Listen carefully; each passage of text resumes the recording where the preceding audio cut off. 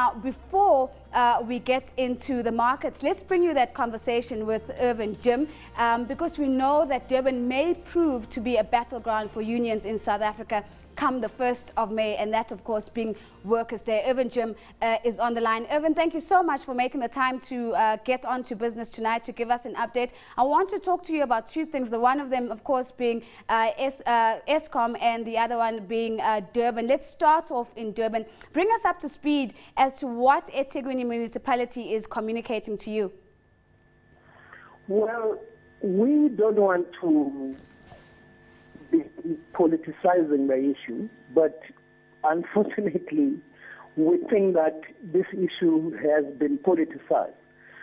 It is in everybody's knowledge, and everybody knows that NUMSA as a union has been expelled from COSATU or dismissed in COSATU, and subsequent to that, about 8 or 7 unions decided to stay away from COSATU. What we never thought of is that if NUMSA members are expelled to COSATU, these NUMSA members will always celebrate May Day. We never thought that people could want us, could expect us not to organize celebrations for workers for May Day. We are not doing anything in a couple of provinces for our members. We have decided, because we are expelled, to use May Day to highlight the problems of workers, problems of poverty, unemployment, and inequality. Same applies in Durban.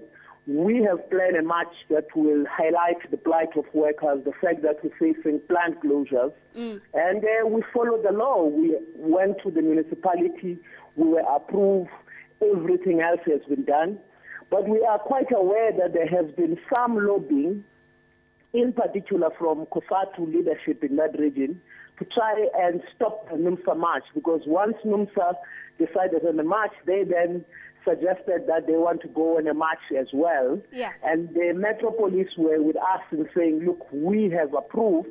And suddenly we are being told that, look, the march won't be approved because they smell some intimidation, violence from our march, which has not taken place, and we decided to take them to court tomorrow.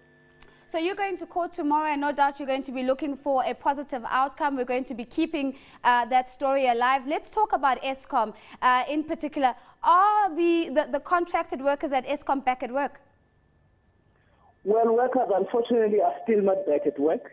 What started as a march, but ended up as a result of the reaction of Eskom locking out workers being perceived to be a strike, ended up being a strike, in the sense that you would know that workers went on a march, there was an intention to go back to work, they were highlighting their problems, and Eskom decided to close them out, to lock them out, decided to dismiss 1,700 without even calling a hearings for them, and we had to deal with that. We dealt with that. When we thought we were over, then workers said to us, listen, we can hear that you are resolving these issues, we will be back at work, but we went out on a march because we wanted Eskom to address our issues, and therefore before we go back to work, we want our issues to be addressed. And really, from when NUMSA stand, we're calling on all CEOs of contractors and Eskom to come to the table with speed. We should be able to resolve this issue and put it behind us.